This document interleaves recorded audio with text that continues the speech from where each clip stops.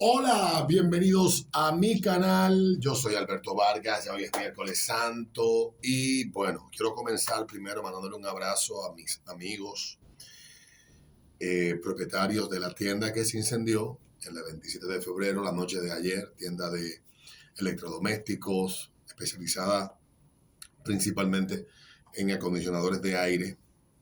Una familia muy trabajadora que sé que se van a reponer de este incendio que destruyó prácticamente todo lo que había, todo el edificio, destruyó todo. En la 27 de febrero, en Santo Domingo, en el día de ayer, les mando un abrazo y saben que pueden contar conmigo para lo que en la medida de lo posible yo pueda servirles. Es una situación lamentable y esperamos que el trance pueda ser superado fácilmente. Una familia que ha construido desde cero muchísimo y que hoy pasa por una situación difícil. Les deseo que puedan en este momento agobiante pues tener la tranquilidad. Sé que son una familia de fe, una familia que pone todo en manos de Dios y como personas de fe que son, saben que Dios obra de una forma misteriosa, pero siempre obra para bien, independientemente de qué tan mal podamos nosotros ver por lo que estamos pasando. Eso es, esa es la lección que dejan los hombres de fe. Por otro lado, ayer eh, el caso de Gonzalo Castillo, el Ministerio Público habla de éxito con la medida de coerción. Yo creo que el Ministerio Público Independiente lo que debemos de pedirle es a qué dar lecciones de lo que es una medida de coerción. Y más importante aún, hay que enseñar a la sociedad de que las medidas de coerción son meros procesos burocráticos para establecer si una persona que está sometida a un proceso de investigación debe delimitársele su libertad o debe de llevar el proceso en libertad porque pueda evadirse de él o porque pueda provocar, eh, básicamente la medida de coerción es un proceso más dentro de todo el proceso judicial, es el inicial, digamos el segundo tal vez, porque el inicial sería la investigación. En el caso de ayer, dos van para Najayo y el Ministerio Público considera eso un hecho, porque le ha vendido a la sociedad de que adelantar penas es el establecimiento de culpabilidad y esa cultura en la práctica jurídica en la República Dominicana ojalá y que cambie, convertir los juicios de medida de coerción en juicios de fondo, cuando ese no es el fondo, ni siquiera el juicio preliminar, para ver si hay los méritos para llegar a un juicio de fondo, ni siquiera eso, pura y simplemente donde el Ministerio Público prueba por qué, tiene que probar por qué esa persona debe de limitársele su libertad o no en medio de una investigación. Entonces, esa es otra historia.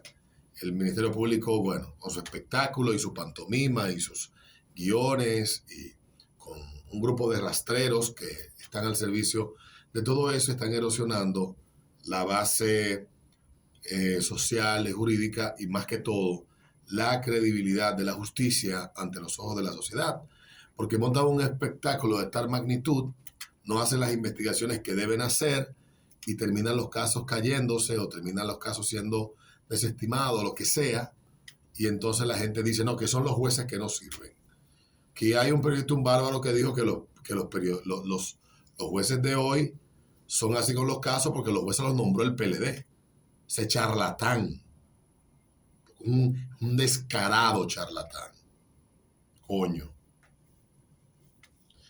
Eh, el sistema de justicia dominicano tiene sus debilidades, pero debemos de reconocer que en los últimos 30 años ha avanzado significativamente y la aspiración debe de ser que siga avanzando hacia el futuro y que las cosas que tal vez hoy nosotros vemos como manchas del sistema pues puedan desaparecer de aquí a 20, 25 años más.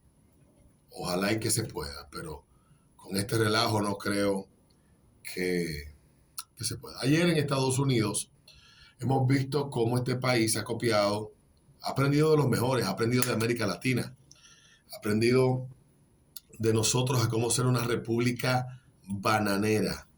Por primera vez en la historia, un expresidente es sometido a la justicia en un hecho que venía anunciándose desde hace varios días y que ha tenido una cobertura mediática enorme. Debo de comenzar desde el principio. En la década de los 90, Trump era un pujante promotor inmobiliario y empresario de la ciudad de Nueva York. Había heredado un imperio de su padre que lo había construido décadas antes. Él era de sus hijos, si no me equivoco, el del tercero, el mayor. No era el mayor, porque tiene una hermana que es mayor que él, que anda por ahí, escribió un libro y esa familia anda enemistada por todos los lados. Bueno, pues entonces Trump heredó ese imperio y desde el principio de la década, desde mediados de la década de los 70, Trump mostró un interés por ser una figura mediática. Trump apareció a principios de los 90 en la película Home Alone, hizo un cameo y Trump construyó su imperio a través de la explotación de los medios. Si hay alguien que sabe explotar los medios a cabalidad es Donald Trump.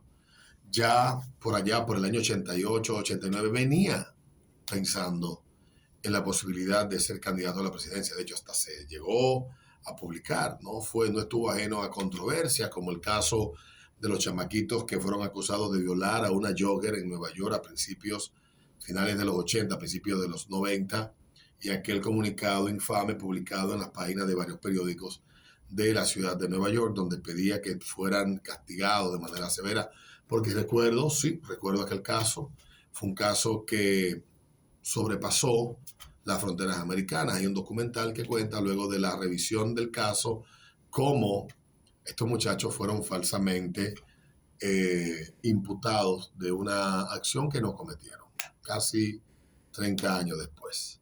El asunto es que Trump fue en el proceso construyendo una imagen mediática, convertido en una figura de importancia, pero no menos controversial. Siempre ha sido un tipo muy, como dicen los gringos, outspoken, un tigre que dice lo que piensa. Y Trump llega a la década de los 2000, exactamente en el 2002, 2003, llega a la televisión con un importante reality show, importante por la audiencia que acumulaba. Llegó a acumular 52, 53 millones de televidentes semanal, The Apprentice, donde él tenía un grupo de jóvenes empresarios o jóvenes ejecutivos que aprendían de la forma de hacer negocios. Ana Corcoran dijo en el año 2016 en una entrevista que conocía bastante bien a Trump. Obviamente Ana Corcoran es del negocio inmobiliario. Ella dijo que Trump era un tipo que no se metía en un negocio que él fuera a perder, que era muy competitivo, y dijo en aquel momento, en el 2016, que Trump no perdería las elecciones. Esto lo dijo en abril de ese año. Yo vi el video, vi la entrevista y me sorprendió mucho porque Corcoran todavía no había ni siquiera visto la convención republicana donde Trump fue proclamado candidato presidencial. Ella decía, si Hillary llega a ser la candidata o Bernie Sanders, ambos perderán de Trump porque él siempre gana. Bueno, si nos vamos al 2020, nos daremos cuenta de que no siempre gana. Bueno, pues Trump con esta serie se posiciona, empieza a construir un discurso político y llegamos al año 2007-2008. Se dan aquellas elecciones que prometen un cambio de paradigma político en Estados Unidos encabezado por el primer negro que llega a la Casa Blanca. Pero este negro no tuvo nada de negro ni se preocupó nada por crear ninguna transformación en Estados Unidos. Era pura y simplemente marketing. Barack Obama nos convenció a muchos de que verdaderamente le encarnaba el cambio. A mí no tanto, pero igual lo de Barack Obama fue un fenómeno mundial, un fenómeno global. Obama recibió hasta el Nobel de la Paz y fue declarado persona del año en el año 2008-2009 en la revista Times, pero ya sabemos cómo funciona todo esto. Entonces Trump empiezan a acercarse sectores a tratar de convencerlos entre ellos Roger Stone, que anda por ahí, Gimme Roger Stone, que es un documental muy interesante, y Trump entonces construye desde cero, junto a un grupo de asesores y de gente que lo vaquea, un proyecto político que más que venderlo a él fue el vocero de un sentimiento que venía latente desde la década de los 70 en Estados Unidos, pero que se agudizó en la década de los 90 y la década de los 2000. Culmina este sentimiento de abandono, de olvido, con la elección de Barack Obama. Un sector de la sociedad se sentía olvidado, se sentía oprimido, un país tan rico donde vivir implicaba trabajar, vivir bien implicaba sacrificar demasiado y disfrutar muy poco. Y entonces hubo sectores de la sociedad que empezaron a resentirse. Pasa lo del 2008 con el crack bancario, donde varios bancos quiebran, donde mucha gente pierde sus casas, donde se produce desempleo, se producen los bailout o rescates del gobierno federal a muchas empresas, y eso genera un sentimiento de rechazo a la élite política tradicional de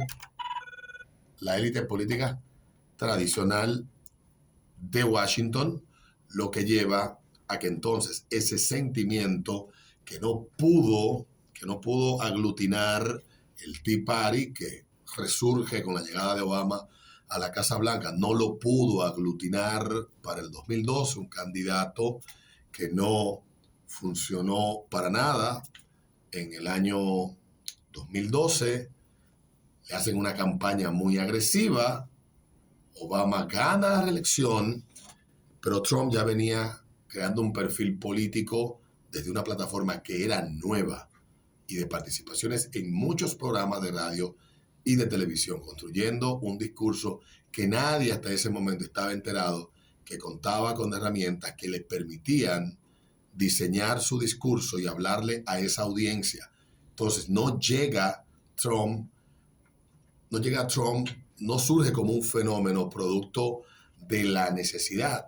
Él crea la necesidad a través de su discurso, y ese discurso obviamente surgía del sentimiento que venía albergándose desde hacía décadas en el corazón de un sector importante de la sociedad que se sentía olvidado y explotado por las élites políticas y empresariales de Estados Unidos, de todas las razas, todos los colores, y él le habló a esa gente contando con herramientas que le permitían fácilmente identificar o posicionar algún tipo de línea o matriz de opinión, o él, partiendo del sentimiento de la conversación, montarse en esa conversación, esencialmente populismo, y como lo llama Steve Bannon, o populismo nacional, que es más o menos lo que es la plataforma que lleva a Trump al poder en el año 2016.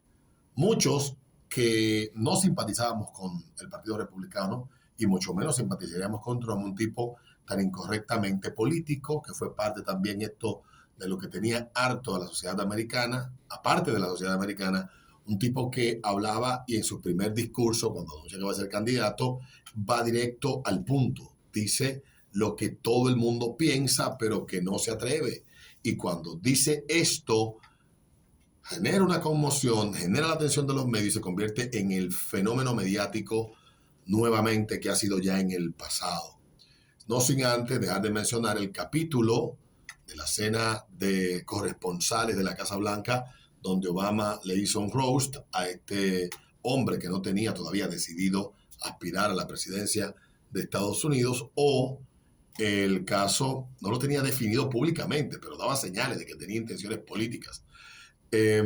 O el caso del acta de nacimiento, que también fue parte del proceso, el acta de nacimiento de Barack Obama, parte del proceso de posicionamiento político, porque dentro de los sectores más conservadores de Estados Unidos se decía que Barack Obama no había nacido en Estados Unidos, sino que se reportó que nació en Estados Unidos por ser hijo de una americana y de un keniano. No sé dónde diablo es el papá de Obama, ni se me olvidó ya, mierda.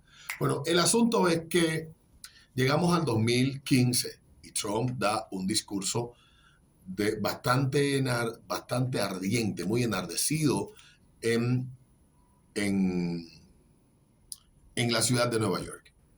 Cuando él baja la escalera dorada de su edificio y le comunica al mundo que él va a aspirar a la presidencia de Estados Unidos. Los memes volaron por los aires, nosotros nos burlamos de Trump, ninguno llegamos a pensar o a tomar en serio que este hombre con este discurso y con esta actitud iba a cautivar la atención de la gente, pero estábamos perdiendo de vista que él sabía lo que estaba diciendo, que él sabía que allá afuera había una base que le iba a apoyar. Él tenía que decir lo que ellos querían escuchar y le habló a esa base. Y esto agarró por sorpresa todo el establishment político, mediático y empresarial de Estados Unidos. ¿Cómo es posible que este tipo con ese discurso puede estar ganando elecciones primarias, estado tras estado, y haga que un montón de candidatos, precandidatos a la presidencia, se vayan retirando poco a poco y endosarlo? Parecía imbatible, pero ahí estaba el muro de contención del Partido Demócrata. Los estados más al norte, más al centro, en el centro y al norte, Wisconsin y todos esos estados que están ahí arriba, que iban a evitar que Trump ganara. Llega la noche de la elección, Trump pasa todo esto, Hillary Clinton monta un evento en el Jarvis Center de la ciudad de Nueva York y con ese techo de cristal que había ahí, era la promesa para muchos de que Hillary sería la primera en romper ese techo de cristal para las mujeres en Estados Unidos.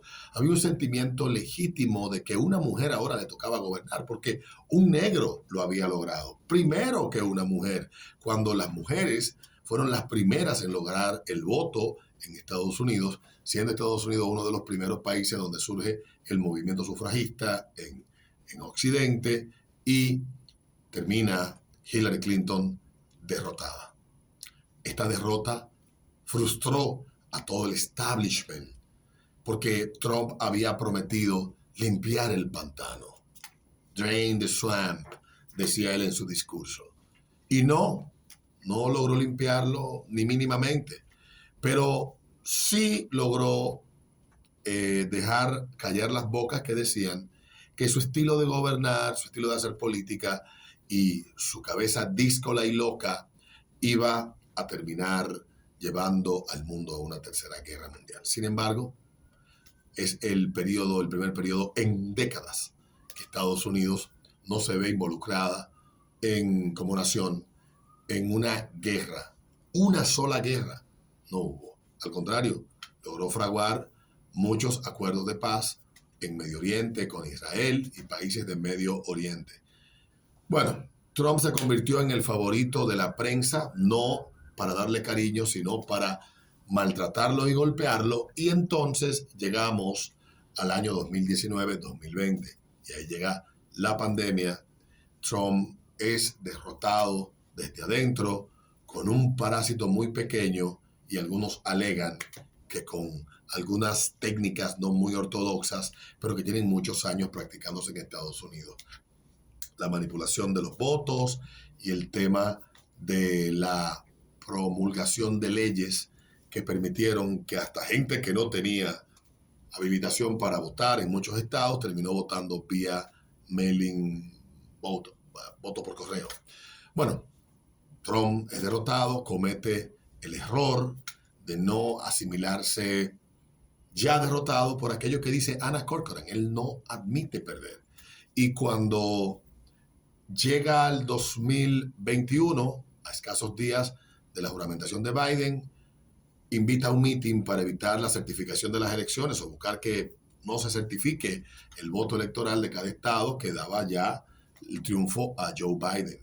Y pasa lo del 6 de enero y le abre entonces la puerta y le da herramientas al poder político que lo adversa y al poder mediático para machucarlo. Llegamos entonces a David Bragg en el estado de Nueva York, la ciudad de Nueva York, que aspira a fiscal general de la ciudad, y una de sus promesas de campaña es llevar a Trump ante el banquillo de los acusados. Al parecer no con el interés de que Trump pague algún pecado, sino con evitar que nuevamente aspire. Y al parecer todo esto trata de eso. Y ya cerrando con este tema, Stossel, que es uno de mis periodistas favoritos de Estados Unidos, ayer hablaba de Trump, el bien y el mal. Con esto termino, porque ayer vimos un espectáculo montado, leí los 34 cargos que le presentaron, he visto un montón de analistas hablar de que ahí no hay nada concreto, ni nada que tenga mucho mérito, y aparte de todo esto, pues entonces Trump lo que hace es que se monta en esta tensión que él está recibiendo y da un discurso de barricada desde mar a lago que abre entonces el capítulo que va a llevar esta segunda etapa de su tercera aspiración a la presidencia de Estados Unidos. Digo segunda etapa porque la primera comenzó hace ya unos meses. Entonces, Trump ayer se presenta, le den los cargos, había mucha expectación, ha sido más un espectáculo para televisión y medios de comunicación que un tema meramente de mérito, de importancia. Tal vez eso no quieren vender los medios, pero llamarlo histórico, histórico porque es el hecho que es la primera vez que un presidente es sometido a la justicia luego de salir del poder en Estados Unidos, tal vez eso sí, tal vez porque lo que buscan es evitar que Trump termine nuevamente en la Casa Blanca, porque entienden que es evil, que es malo, pero más que eso creo que el Partido Demócrata y muchos sectores de Estados Unidos no perdonan a Trump haberlos derrotado y haberlos humillado de la manera que los humilló en el 2016. El Partido Demócrata, la pugnaz Hillary Clinton y todo el establishment político de ese partido odia a Trump no porque Trump solamente lo haya derrotado, sino porque saben que es el adversario más poderoso, porque el discurso que le enalbola resuena en gran parte de los votantes de Estados Unidos. Yo estoy agotado de Trump.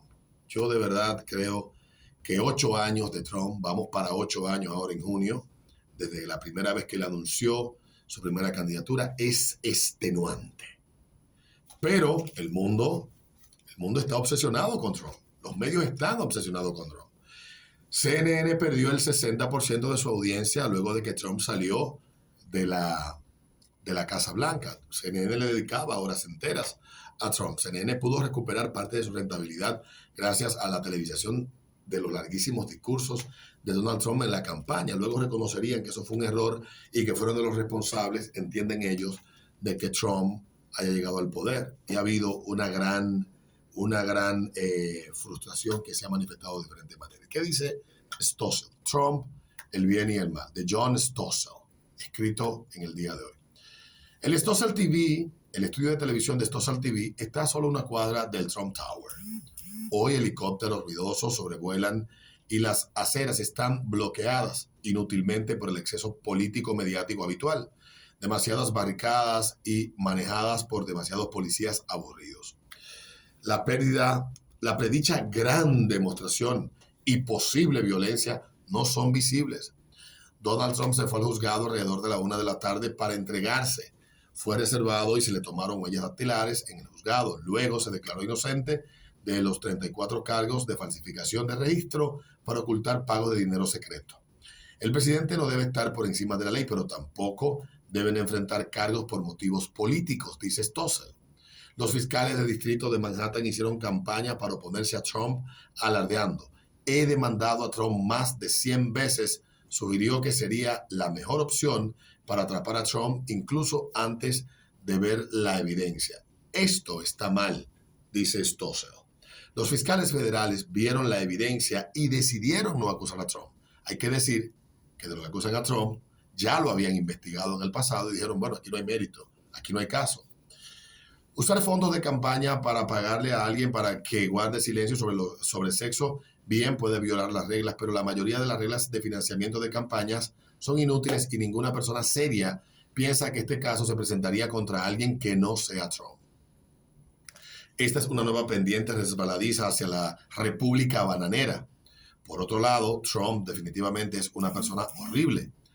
En su negocio de bienes raíces engañó a la gente pequeña utilizando hábilmente nuestro lento y costoso sistema de justicia para evitar pagar lo que debía. Como presidente no fue presidencial, fue infantil, es vanidoso, egoísta y mezquino. no lee ni escucha consejos de personas inteligentes y miente una y otra vez. Dice Stossel, lo odio. Sin embargo, sería mejor para Estados Unidos si él fuera presidente hoy, en lugar de Joe Biden. Nada es más importante para las personas, especialmente para los pobres, que un dólar sólido y una economía en crecimiento. La presidencia de Trump nos acercó a eso más de lo que los demócratas hacen hoy. Trump sabe cómo el gobierno puede acabar con el crecimiento. Criticó las regulaciones aplastantes de empleo, diciendo que eliminaría 2 de ellas por cada nueva aprobada. No lo hizo, pero revocó algunos importantes. Permitir más perforaciones petroleras, reducir el poder de la Agencia de Protección Ambiental para regular las vías fluviales, que apenas son vías fluviales. Poner fin a las regulaciones de Barack Obama que obligaban a los fabricantes de automóviles a fabricar autos más ecológicos.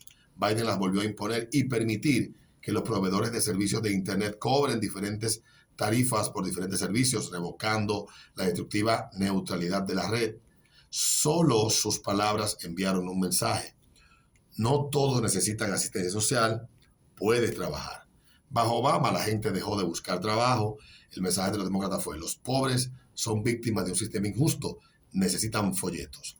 Bajo Trump la gente comenzó a trabajar de nuevo. Se contrataron 6 millones de estadounidenses. El desempleo cayó a un mínimo en 50 años. Trump firmó la ley del primer paso que reduce las largas penas de prisión por delitos relacionados con las drogas. Lanzó la operación Warp Speed acelerando la vacuna del COVID. Nombró jueces que creen en la libertad de expresión y el gobierno limitado. Hurra por el presidente Trump. Pero luego está el malvado Trump. Miente y rompe promesas. Trump prometió que recortaría gastos de grandes ligas y luego aumentaría el gasto. Biden ha sido peor. El gasto descabellado de esta administración, la razón por la cual la inflación está acabando con sus ahorros. Pero Trump fue poco mejor. Aumentó el gasto en 4.1 billones en 2017 a 6,55 billones en 2020. Trump prometió, dice él, poner fin a la guerra de Estados Unidos. No lo hizo. De hecho, firmó un enorme proyecto de ley de defensa de 738 mil millones de dólares, anunciando que era un récord histórico. Al menos Trump, a diferencia de sus predecesores, no inició una nueva guerra. Trump impuso aranceles a China, afirmando ignorantemente que protegería a los consumidores estadounidenses. En cambio, los aranceles castigaron a los consumidores y empresas estadounidenses. Entonces Trump dio miles de millones de dólares a los agricultores y otros perjudicados por sus aranceles. Finalmente, Trump se negó a aceptar los resultados de las elecciones. Durante 224 años nuestra democracia ha tenido un traspaso pacífico de poder. Trump terminó eso. Mintió sobre el fraude electoral. Les dijo a sus seguidores: luchen como el demonio. El 6 de enero le dijo que marcharan pacíficamente al Capitolio, pero cuando las cosas se pusieron feas no hizo nada. Solo una hora después publicó un video pidiendo a los manifestantes que se fueran a casa. Hoy no muestra remordimiento por ninguna de las cosas desagradables que hizo. Gracias a Trump, Biden probablemente será reelegido. John Stossel escribe esto y estoy totalmente de acuerdo con él. John Stossel es un periodista liberal, trabajó en ABC News y en Fox Business y también para la revista Consumer Report, y es un tremendo tipo. Búsquenlo en YouTube porque sus reportajes son maravillosos. Ciertamente en Estados Unidos lo que hay es una cacería de brujas políticas buscando evitar que Trump vuelva a la Casa Blanca. El resto es simplemente eso, novela. Nos vemos en un próximo video y feliz Semana Santa.